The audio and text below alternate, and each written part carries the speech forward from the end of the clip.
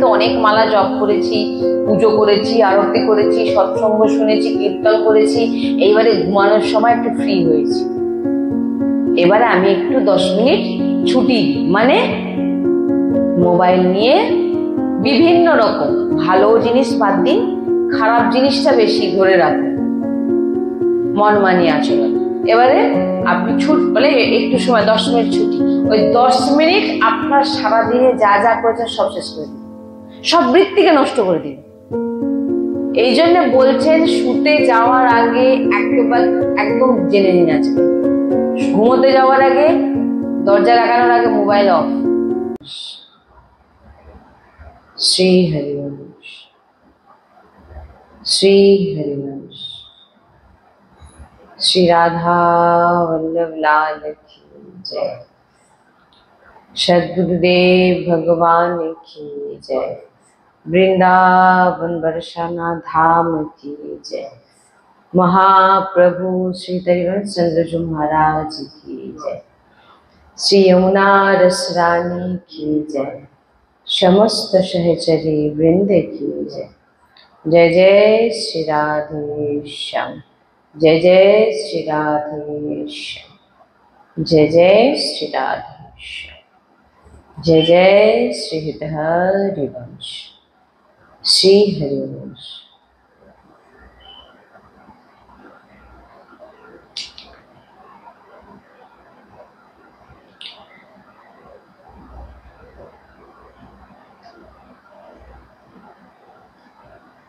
আমরা আগের দিন সৎসঙ্গে আলোচনা করেছিলাম যে কে নিয়ন্ত্রণ করা আর নিজের দরকার যতটুকু বস্তু তার থেকে বেশি অপরিগ্রহ।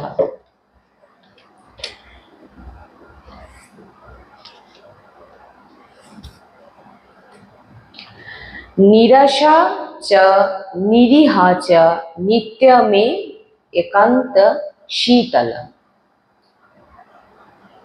বলছেন উপাসক যেন কোনো ব্যক্তি, বস্তু, স্থান, কোনো কিছুর কাছ থেকে কোনো আশা না রাখা। সাধারণত আমরা দুঃখী হই কারোর প্রতি আশা রাখার জন্য। যদি দেখেন কারোর ব্যবহার, হ্যাঁ, বিভিন্ন রকম দিক থেকে যদি দেখেন, ব্যক্তি কোনো কিছু বস্তু প্রাপ্তির আশা, কোনো স্থানে যাওয়ার আশা, কোনো ব্যক্তির কাছ থেকে অমুক ব্যবহার প্রাপ্তির আশা, এই আশা যখন আমাদের পূর্ণ হয় না তখন কিন্তু আমরা দুঃখী হয়ে যাই। বলছেন আশা রেখো না, উপাসককে বলছেন কোনো কারোর, কোনো বস্তু, ব্যক্তি, বস্তু, স্থান, কোনো কিছুর প্রতি তুমি আশা রেখো না। আশা শুধু রেখো কিভাবে আমি শ্রীজিকে প্রাপ্ত হব। বলছেন উপাসককে বলা হচ্ছেন হাত জোড়ো করে আপনার ঘরে আপনার দরকারি বস্তু পৌঁছে যাবে। কে হাত জোড়ো করে আসবেন? না, আপনি যিনা স্মরণে আছেন তিনি হাত জোড়ো করে আপনার দরকারি সমস্ত বস্তু আপনাকে প্রাপ্ত করিয়ে দেবেন। তাই বলছেন যে উপাসককে বলা হচ্ছে কোনো আশা না রাখা। আশা রাখলেই কিন্তু, এখানেও বলছেন আশা রাখলেও কিন্তু আপনার ভগবত প্রাপ্তিতে বাধা হবে। নিরীহী, কোনো ইচ্ছেই থাকবে না কোনো কিছুর প্রতি। যেমন উপাসককে বলা হচ্ছে যে গুরুজি বলেন আজ কি পাবেন, উপাসককে যদি জিজ্ঞাসা করা হয়, না কোনো ইচ্ছেই নেই প্রাপ্তির। আপনাকে যদি কেউ জিজ্ঞাসা করে যে আজকে কি কি পাবেন, আপনি যদি স্বাদ রাখেন রসইন্দ্রে, তবে কিন্তু আপনার মেনু বেরোবে, এটা বানাও, ওটাও বানাও, এটাও বানাও। আর যদি আপনার ভগবত প্রাপ্তিতে স্বাদ থাকে, জিভে নয়, বলছেন, তখন আপনার আর কোনো ইচ্ছেই থাকবে না।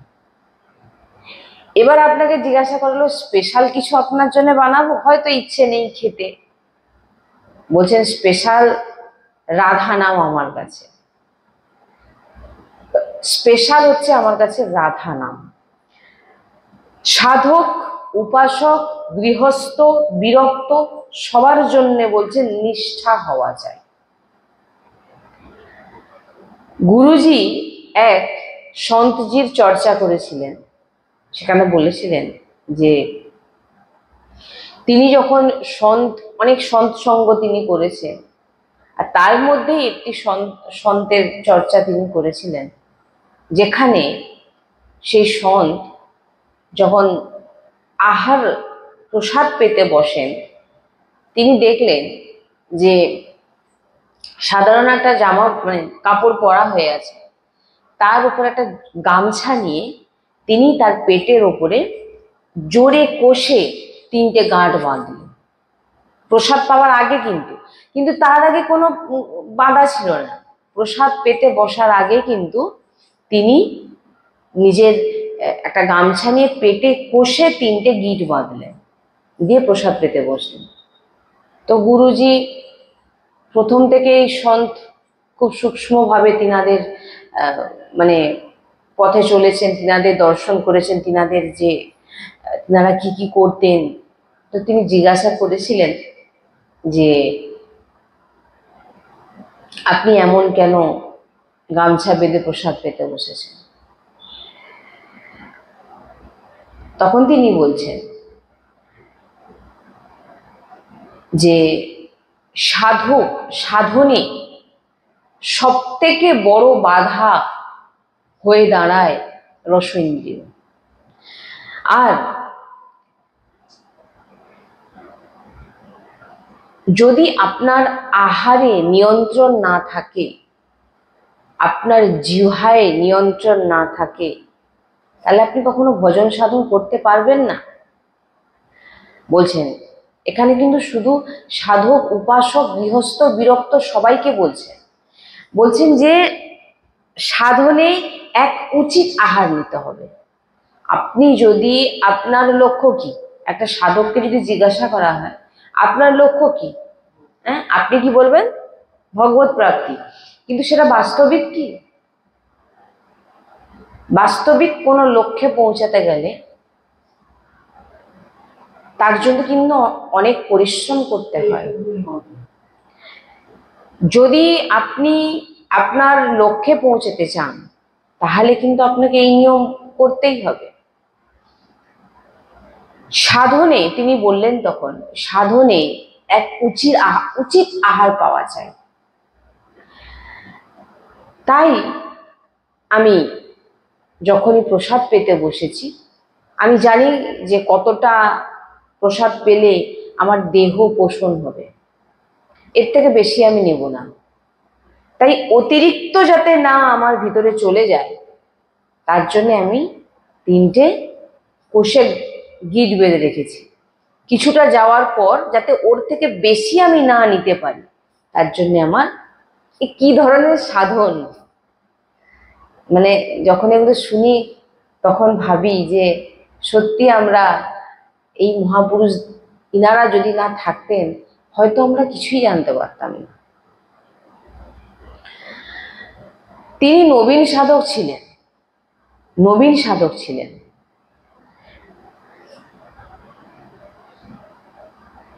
সাধক যে বলে না, যখন প্রসাদ পেতে বসেন, অন্ন চাই, ডাল চাই, পুরি চাই, ক্ষীর চাই। উপাসককে কিন্তু, যেটা গুরুজির মুখে আমরা শুনেছি, যে যতটা দরকার, ধরুন আমাদের তো এই সাধনা মার্গে আমাদের বলেছেন ভরপেট একদম ভর্তি করে খেতে না, কখনো কখনো বলেছেন এরকম পেতে না। উচিত আহার, উচিত যতটা আপনার থেকে বেশি যেন না হয়ে যায়, একদম মাপে পান, যেটাতে আপনার শরীর পুষ্ট হবে, শক্তি পাবেন এবং আপনার খারাপ, যেমন কি অতিরিক্ত খেয়ে নিলে কি হলো, বদহজম হয়ে গেল, এটা থেকে হলো আপনার শরীরও খারাপ হলো। আর ভজন সাধকের কথা এখানে বলা হচ্ছে, দেখো সাধারণ যে যিনারা ভজন ভক্তি মার্গে নেই তাদের কথাই বলা হচ্ছে যে কখনোই কারোকে অতিরিক্ত ভোজন করা কখনোই উচিত নয়, একদম এতটা না। তাই বলছেন যে উপাসক যতটা নেবে, যেমন আমার 3টে পুরি চাই, অল্প একটু অন্ন, ডাল, সবজি একবারই। যে দ্বিতীয়বার প্রণাম করে বলে দিন যে আমার দ্বিতীয়বার আমার কিছু লাগবে না, যদি কারোর অন্য কারোর দরকার হয়ে থাকে তাদের দিন, আমাকে আর জিজ্ঞাসা করারও দরকার নেই, কারণ আমার এর থেকে বেশি আর কিছু দরকার নেই। জিজ্ঞাসা করারই দরকার নেই এরকম বলে দেবে, কারণ আমার বেশি আর দরকার নেই। কারণ আমি যদি ভজন আমার যদি আমি আমার লক্ষ্য, আমার ভগবত প্রাপ্তি আমি করতে চাই, তাতে কিন্তু আপনাকে আপনার উচিত আহারের প্রয়োজন আছে, অতিরিক্ত আহারের প্রয়োজন নেই। অতিরিক্ত আহারে আপনার কিন্তু ভজন হবে না, তমগুণ বৃদ্ধি পাবে। তো দিনচর্চায় আপনি মানে আমাদের দিনচর্চাটাতেই আমাদের সবকিছু। আমার গরম গরম চাই, নরম নরম চাই।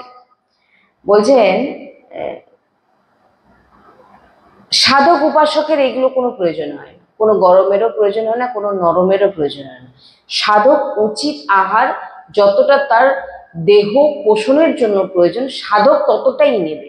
গরম কি ঠান্ডা কি এগুলোর কোনো তাদের প্রয়োজন হয় না, কারণ তারা নিজের দেহকে ভজন করার জন্য তারা যতটুকু সুস্থ রাখা যায়।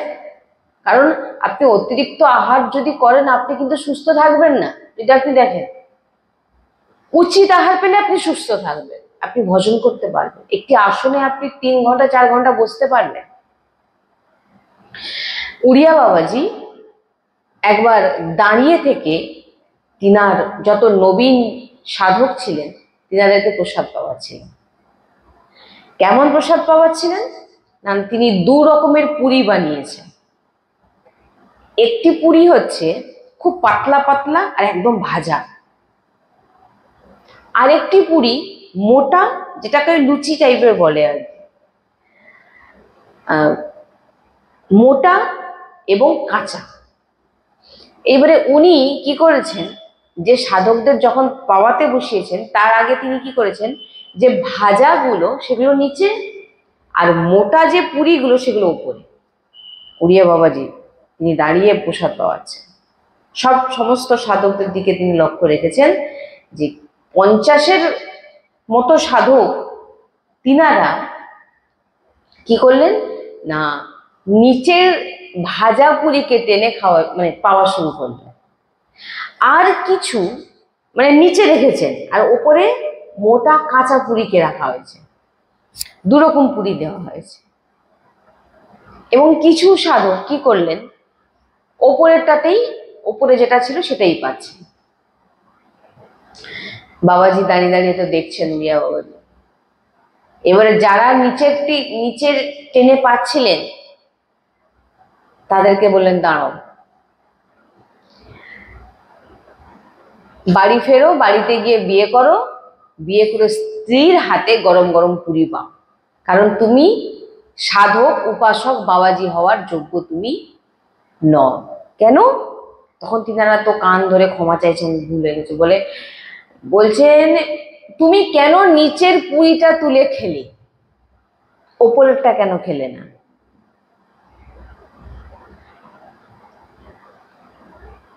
তোমাদের স্বাদ প্রাপ্তির জন্য তোমরা নিচের পুরিটাতে টেনে খেলে?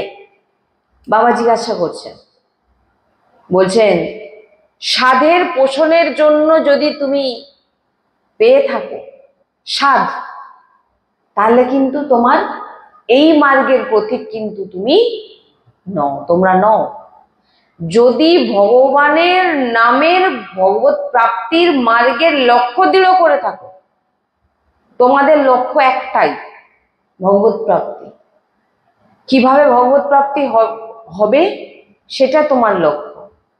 যে কোনো প্রকারে আমার এই দেহকে পোষণ করার জন্য যতটুকু আহারের প্রয়োজন, স্বাদ, আমরা দুদিন আগে আলোচনা করেছিলাম না নবদা ভক্তিতে, যে বিনা স্বাদে কিছুদিন খেয়ে দেখুন, পেয়ে দেখুন, তারপরে দেখবেন আপনার কতটা ভোজন বাড়ে। বলছে তোমরা কেন নিচেরটা টেনে খেলে? কারণ তোমরা স্বাদ খুঁজছো।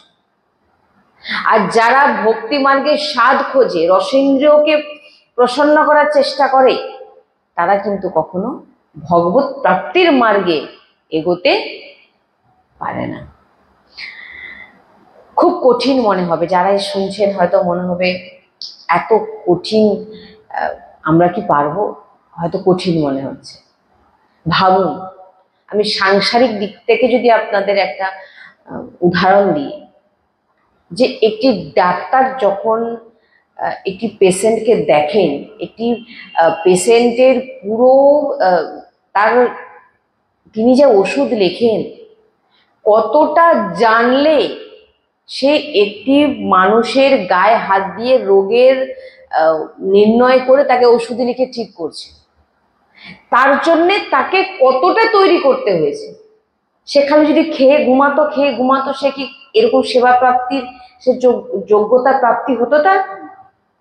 তার লক্ষ্য কি ছিল? আমি ডাক্তার হব।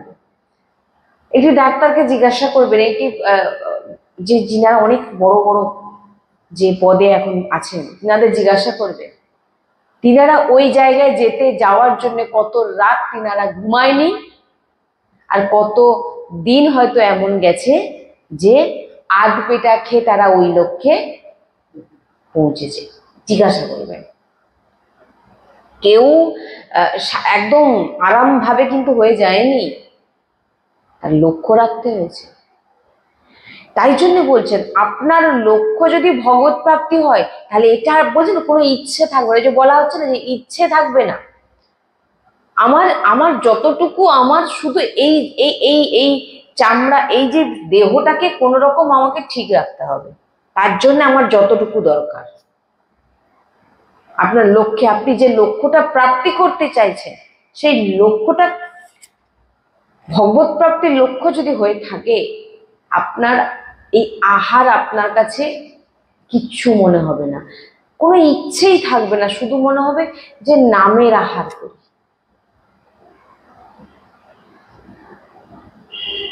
খুব সহজ মনে হবে।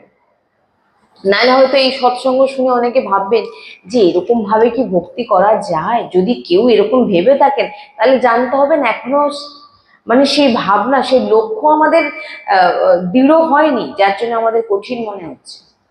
আমাদের এখন লক্ষ্য ভগবত প্রাপ্তি প্রকৃত হয়নি।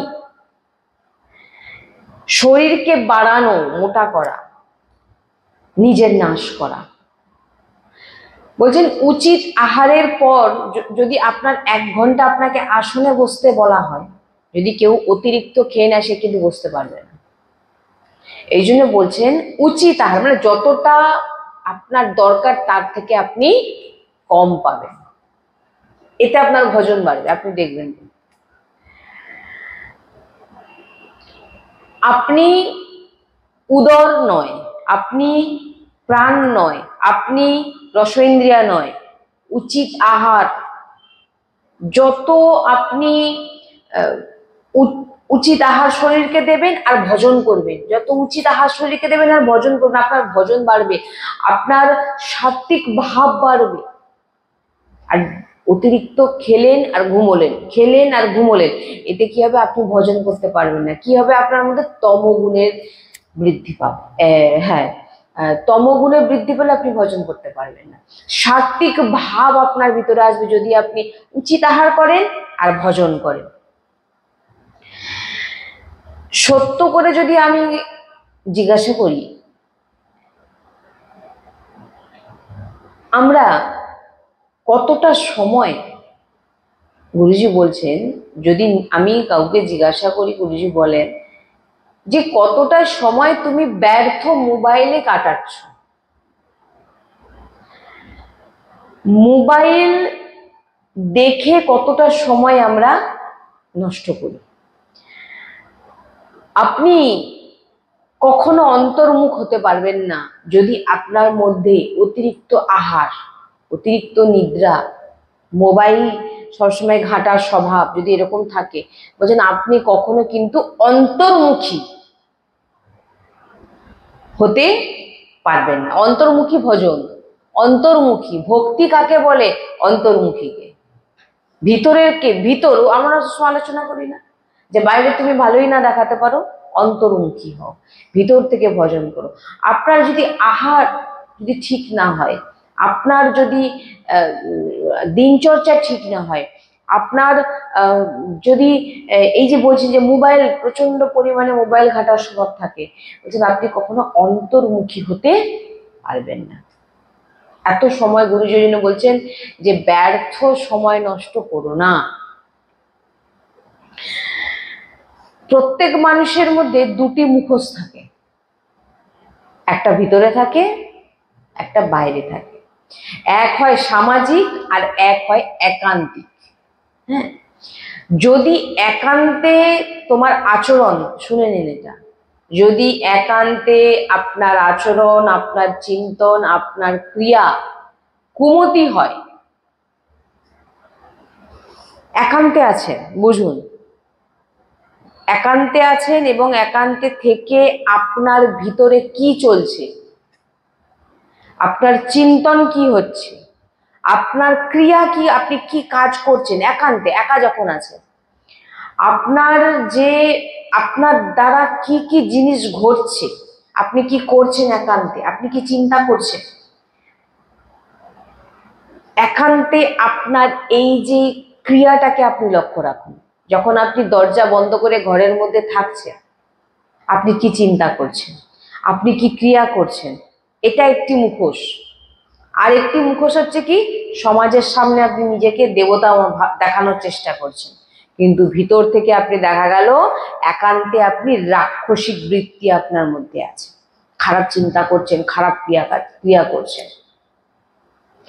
এই দুই মুখী, এইরকম দুটি মুখ স্বভাব যার মধ্যে, একান্তে এক স্বরূপ আর বাইরে এক, দেখাচ্ছি এক আর ভিতরে করছি এক, চিন্তন করছি আর এক, একান্তে।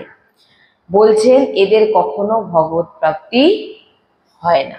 সে বাইরে নিজেকে অনেক বড় কিছু প্রকট করাতে পারে, অনেক প্রণাম নিতে পারে, অনেক কিছু করতে পারে, কিন্তু দরজা বন্ধ হয়ে গেলে তার ভিতরে যে বৃত্তি রাক্ষস স্বভাবে, এই জন্য বলছেন এদের কখনো কোনোদিন ভগবত প্রাপ্তি হয় না। কেন হয় না? যে তুমি সমাজকে, তুমি সমাজের সামনে নিজেকে দেবতা ভগবান প্রকট, নিজেকে অনেক কিছু প্রকট করতে পারো, কিন্তু একান্তে তুমি কি করছো? ভিতরে মানে একান্তে মানে কি, আপনি যখন দরজা লাগিয়ে দিয়ে ঘরের ভিতরে আছেন, একা আছেন, তখন আপনি কি চিন্তা করছেন? বুঝতে পারছেন?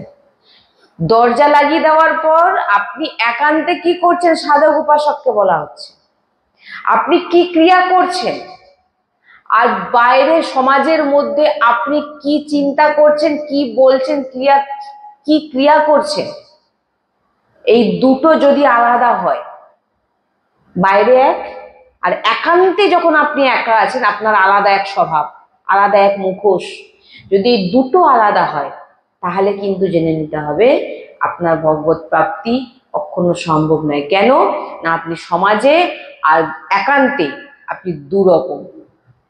বলছেন আপনি সমাজকে আপনি ভুলাতে পারেন যে না আমি অনেক বড় ভক্ত, আমি অমুক, আমি তমুক, আপনি অনেক কিছু হতে পারেন, কিন্তু একান্তে যে আপনি কি করছেন, এই একান্তটাই হচ্ছে গুরুত্বপূর্ণ বিষয়।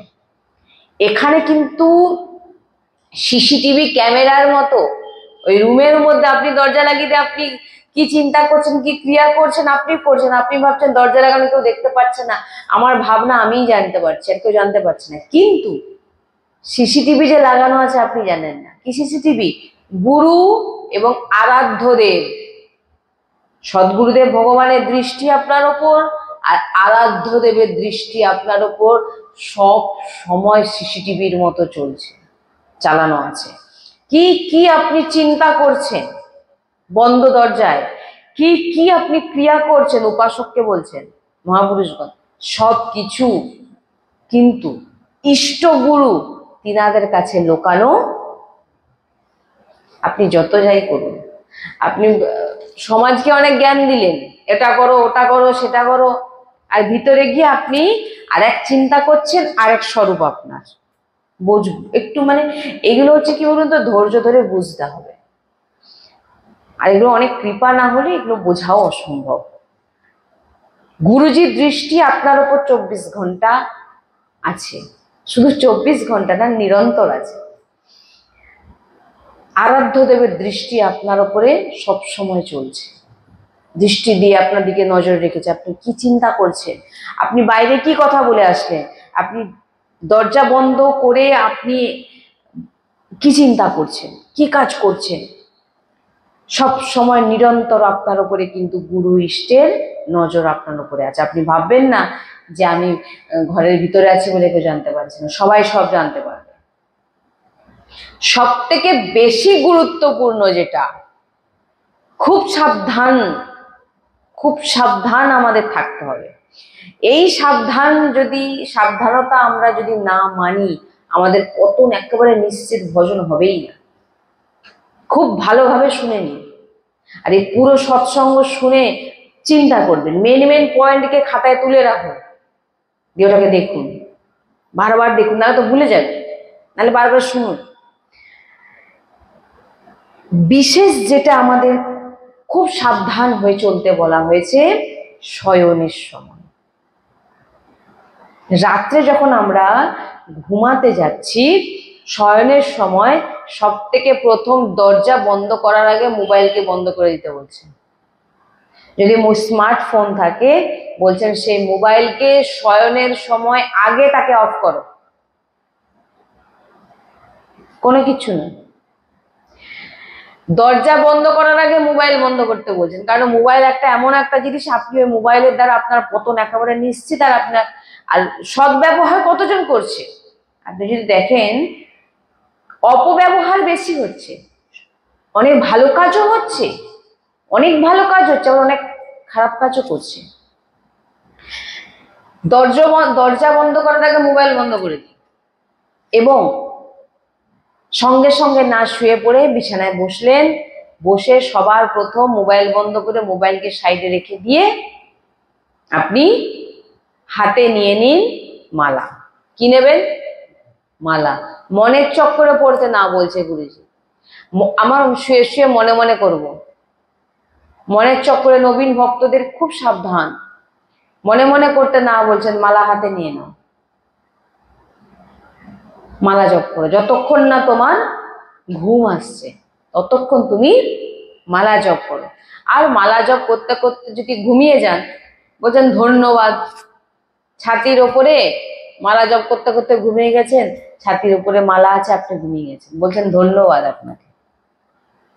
ছাতির উপরে ফোন দেখতে দেখতে তো আর ঘুমিয়ে যাননি, ছাতির উপরে ফোন আছে, আপনি ঘুমিয়ে গেছেন। এরকম দুর্দশা তো যেন না হয় সাধকদের, যারা ভগবত প্রাপ্তির লক্ষ্যে আছে। রাতে বিশেষ করে অসাবধানতা আমাদের হয়ে যায়।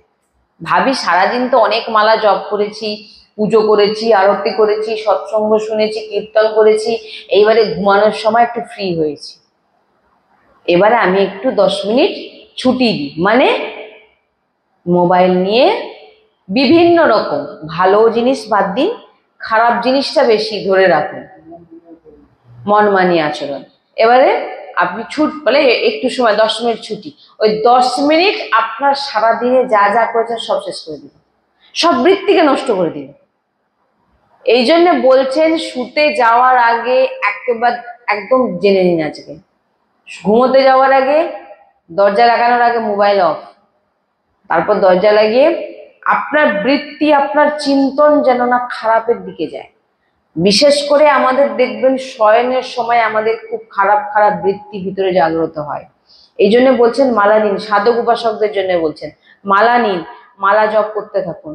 যখন দেখছেন আপনার ঘুম এসে যাচ্ছে, মালাকে বিরাজমান করে আপনি ঘুমিয়ে যান। দেখছেন খুব ঘুম এসে যাচ্ছে তখন। আর যদি দেখছেন যে হয়তো এরকম আছেন, বসে আছেন, বাট আপনি একটা শুয়ে জপ করছেন, শুতে শুতে হয়তো আপনি মালা নিয়েই ঘুমিয়ে পড়েছেন, তা আরো ভালো।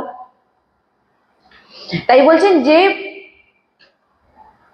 মনের চক্করে না পড়ে রাত্রে শোয়ার সময় অবশ্যই দরজা লাগানোর আগে মোবাইল অফ করুন। কোনো কিচ্ছু দরকার নেই শোনার। সারাদিন আছে, গুরুজি তো বলে দিয়েছে সারাদিন আছে, সারাদিন যে কোনো সময় একটা সময় বার করে সৎসঙ্গ করলেন, সৎসঙ্গ শুনলেন। আর অন্য বাদবাকি টাইম যে সময়টা, বিশেষ করে রাত্রের সময়, আপনি হয়তো মনে করছেন যে আমি ফোন নিয়ে সৎসঙ্গ শুনবো, কিন্তু সৎসঙ্গ শুনতে গিয়ে দেখলেন আপনার সামনে অন্য কিছু চলে আসলো দেখার জন্য। আপনি কিন্তু দেখবেন আপনার মন তাতেই ফাঁসিয়ে দেবে আপনাকে। সৎসঙ্গ শোনার 10 মিনিট 15 মিনিট আগে দেখবেন আপনি অন্য কিছুকে নামাচ্ছেন, তুলছেন, অন্য কিছু জিনিস দেখছেন, কিন্তু সৎসঙ্গ দেখবেন বলে শুয়েছেন, কিন্তু সৎসঙ্গ দেখছেন না। সৎসঙ্গ দেখার আগে দেখবেন আপনার সামনে অনেক রকম জিনিস এসে যাবে। আপনার মনে হবে এটা একটু টাচ করে দেখি, এটা একটু টাচ করে দেখি। এখানে কিন্তু আপনার যে বৃত্তি, আপনার যে চিন্তন, সেটা কিন্তু কি হলো, আপনার যে সারাদিনের যে বৃত্তিটা ছিল, এই যে 10 মিনিট আপনি স্ক্রল করছেন, সরাচ্ছেন, এটা দেখে একটু, এটা কি হলো, আপনার বৃত্তি কিন্তু সেই বৃত্তি ঢুকে গেল ভিতরে। আর যেটা সারাদিন ছিল সেটা কিন্তু আর থাকলো না। কারণ ভজন খুব তাড়াতাড়ি আপনার ভিতর থেকে মন, কারণ একটু যদি আপনি ভগবত বিমুখ হন, কে অ্যাটাক করে? মায়া। এই জন্য বলছেন রাতে শোয়ার সময় কিছু দরকার নেই, মোবাইল অফ, দরজা লাগালেন, মালা হাতে নিয়ে বসলেন। কারণ আপনার বৃত্তিকে, আপনার চিন্তনকে, আপনার ক্রিয়াকে যদি কেউ কন্ট্রোল করতে পারে, এই নাম, মালা। আপনি চিন্তনে যদি ভাবেন রাত্রেবেলা, নবীন ভক্তদের জন্য, তারা কিন্তু চিন্তন করতে পারবে না। তাদের চিন্তন কিন্তু সাংসারিক চিন্তন শুরু হয়ে যাবে, খারাপ চিন্তন, খারাপ বৃত্তি। এটা একটু করে নিন, দরজা বন্ধ আছে, আমি একা আছি, অনেক রকম বৃত্তি আসতে পারে। এই জন্য বলছেন যে চোখ বন্ধ করে বা আপনার যদি যে কোনো যেভাবে হোক, আপনি মোটামুটি মালা নিয়ে চুপচাপ বসে যান, জপ করুন। নাম জপ করতে করতে আপনার যখন ঘুম এসে যাচ্ছে, মালা রাখলেন, আপনি শুয়ে পড়লেন। এরকম যদি কঠোর আপনি না হন, তাহলে আপনি কিন্তু যে মার্গের কথা এখানে আলোচনা হচ্ছে, কদিন ধরে আমাদের আজ যে চর্চা চলছে, সেই মার্গে আপনি কখনো পৌঁছাতে পারবেন না। আর এই জন্য বলছেন না যে এই সৎসঙ্গ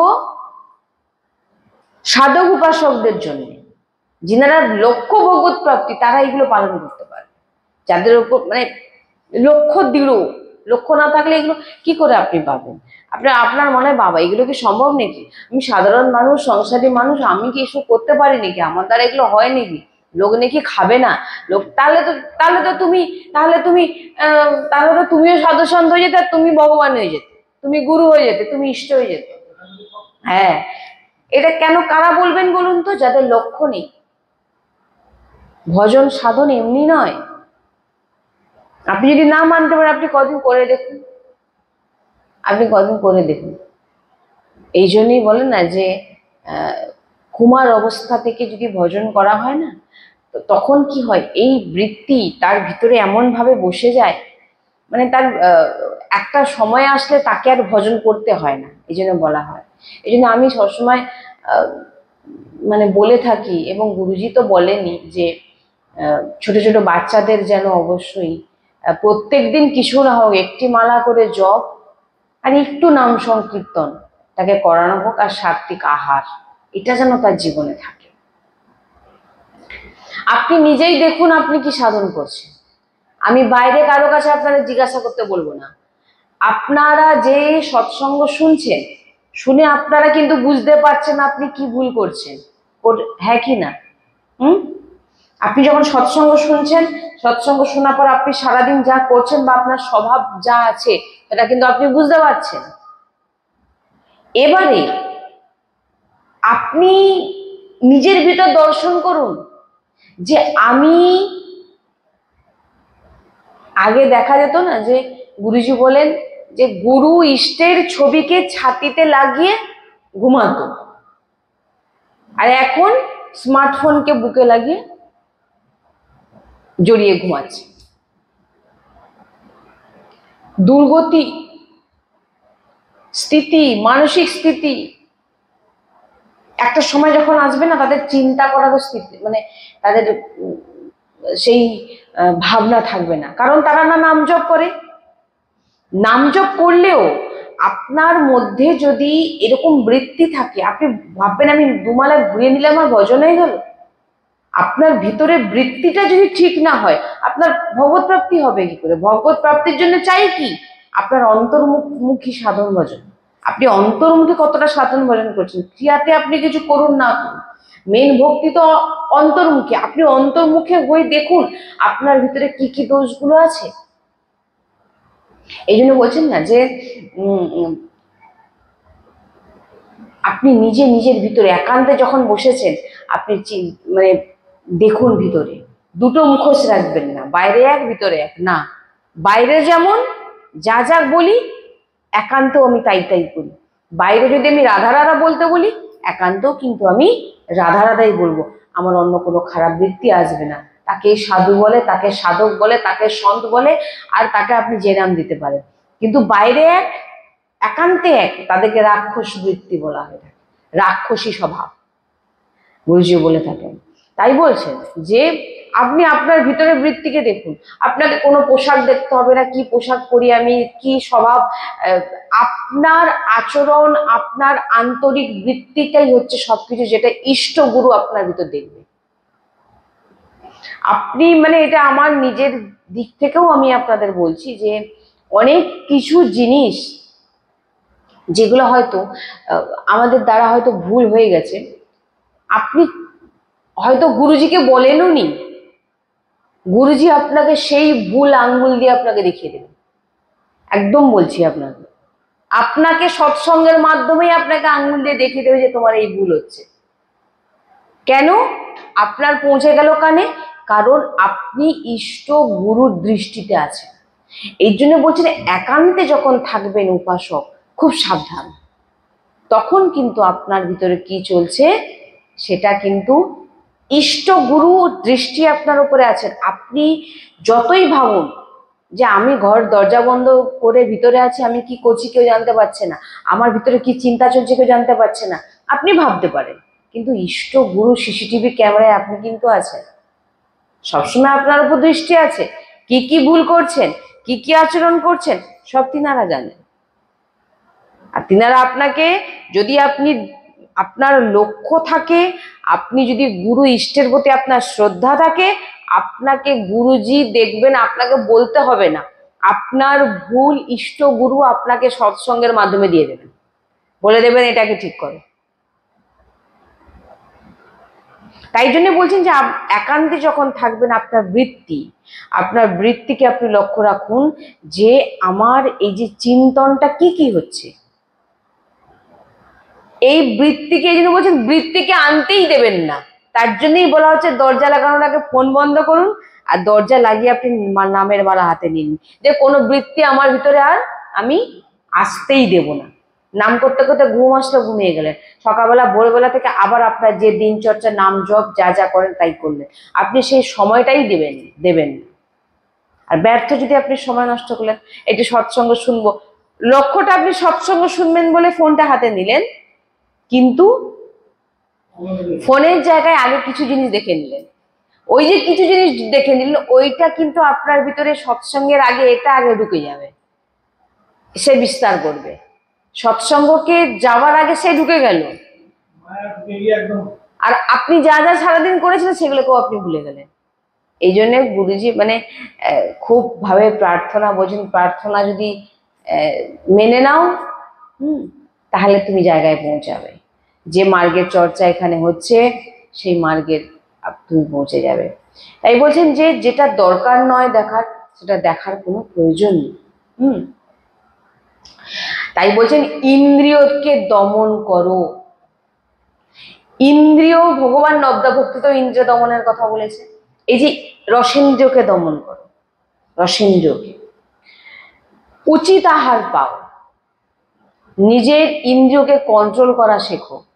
তোমার লক্ষ্য কি? ভগবত প্রাপ্তি। তোমার লক্ষ্য কি না আমি ডাক্তার হব, আমি ইঞ্জিনিয়ার হব? তার জন্য আপনাকে প্রিপারেশন নিতে হবে। তার জন্য বই পড়তে হবে তো, বইতে যা যা আছে সেগুলোকে মুখস্থ করতে হবে তো, মাস্টারের কাছে যেতে হবে, সে টিচার যা যা আপনাকে পড়াবে সেগুলো আপনাকে পড়তে হবে তো। সেম জিনিস এখানে, ভগবত প্রাপ্তির যদি লক্ষ্য আপনার থাকে তাহলে গ্রন্থরূপী বই আপনাকে অধ্যয়ন করতে হবে, গুরুরূপী শিক্ষার আশ্রয়ে যেতে হবে, এবং গুরু আপনাকে যা যা শিক্ষা দেবেন সেগুলোকে আপনাকে পালন করতে হবে, তবেই আপনি লক্ষ্যে পৌঁছাবেন। এই জন্য আমরা বাসি জিনিস খুব খেতে আমরা না বলি। দেখবেন সৎসঙ্গে মানে এই যে বাসি যে হয় না, আগের দিনের বাসি ধরুন অন্ন বা হ্যাঁ, এগুলোকে চেষ্টা করবেন, এগুলো আপনার ভোজন হতে দেবে না, এগুলো ভোজন হতে দেবেন না, মানে এগুলো যদি আপনি পান তো আপনার ভোজন হবে না। ওই জন্য বলছেন যে কিছু কিছু এমন জিনিস আছে যেগুলো উচিত, ফল পান, দুধ পান, শ্রীজিকে অর্পিত করলেন। যেমন আমরা দুপুরবেলা যে প্রসাদ পাচ্ছি সেটা যেন একটু কম হয়, সন্ধ্যাবেলা আপনি যেটা পাচ্ছেন সেটাও যেন একটু কম হয়, মোটামুটি আপনার যেন হাফ অফ থাকে। যদি ফুল করে দেয় তাহলে ভজন হবে না। কেন ভজন হবে না? আপনার ভিতরের যে বৃত্তিটা তমগুণ হয়ে যাবে, ঘুম পাবে, আলস্য বাড়বে, ভজন করতে দেখবেন ইচ্ছেই হবে না। এই জন্য দেখবেন বেশি বেশি করে বলা হয় না যে নবীন ভক্তদের যে তোমরা আহারে কন্ট্রোল করো, এদিক ওদিক পেও না, বাসি জিনিস পেও না, এগুলো দিক থেকে খুব মানে যাদের লক্ষ্য ভগবত প্রাপ্তি তাদের জন্য এই সৎসঙ্গ কঠিন মনে হচ্ছে। কেন? আমাদের লক্ষ্য এখনো দৃঢ় হয়নি।